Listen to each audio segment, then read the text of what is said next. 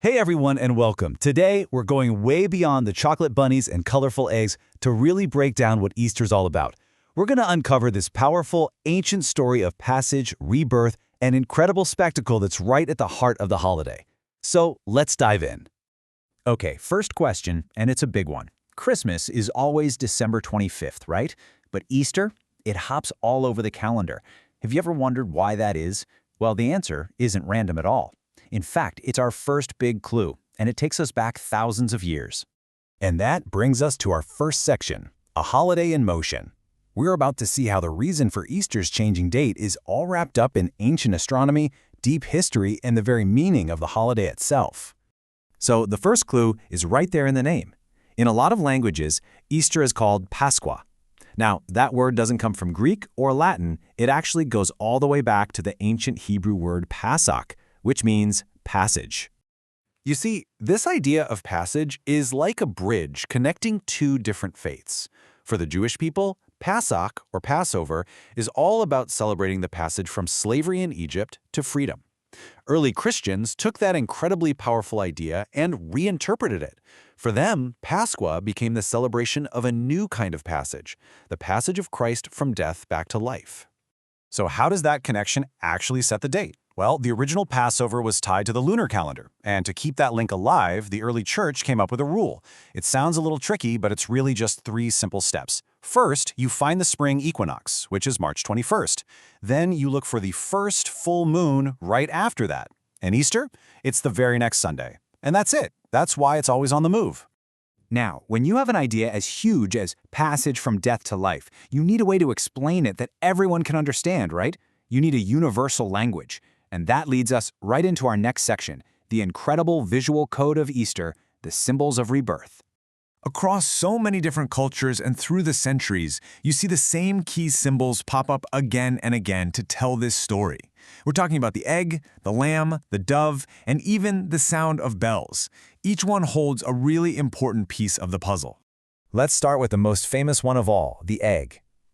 Long before Christianity, the egg was this powerful symbol of fertility and new life. Think about it. It's this hard, seemingly dead object, but inside is the miracle of life waiting to burst out. So for Christians, this was the perfect metaphor for Christ's tomb, a sealed stone vessel that new life miraculously came out of. And this isn't just some abstract idea. It's a living tradition. In parts of Italy, right after Easter Mass, people play this awesome game called Punte e Cool. It's basically an egg duel. You take your hard-boiled egg and tap it against your friends. The last person whose egg is still uncracked is the winner. It's such a simple, joyful way to celebrate that powerful symbolism. Okay, 2 other huge symbols are the lamb and the dove. The lamb ties directly back to that Passover story, standing for innocence and sacrifice. For Christians, it became a symbol of Christ himself. The dove, on the other hand, is all about peace and hope. Its story goes way back to Noah and the flood, when it returned with an olive branch, a sign that a new beginning was finally possible. All right, so we've got the date and we've got the symbols. Now, let's look at how all these ideas come together in these huge, spectacular celebrations. And trust me, Italy has some of the most dramatic Easter events in the world, taking everyone on this wild ride from deep sadness to pure, explosive joy. It all starts in darkness. On Good Friday, the day remembering the crucifixion, the whole mood is just heavy and mournful. In the southern city of Toronto, for example, there's this famous procession that happens in almost complete silence. Hooded figures called the Perdoni walk barefoot through the city in this incredibly slow, shuffling step. It's a journey of penance that can go on for hours.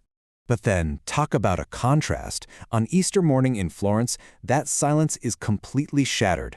The main square is taken over by the Scoppio del Carro, the explosion of the cart. A giant, centuries-old cart is packed with fireworks, and a mechanical dove shoots out from the cathedral on a wire to light the whole thing up. It is a loud, fiery, absolutely joyous spectacle that screams, "He is risen!" You could actually hear this whole emotional journey happening. Across the Christian world, on Good Friday, the church bells go silent. Holy Saturday is a day of quiet, of just waiting. And then, on Easter Sunday morning, they erupt. Bells start ringing out like crazy across towns and cities, announcing to everyone that the passage from darkness to light is finally complete.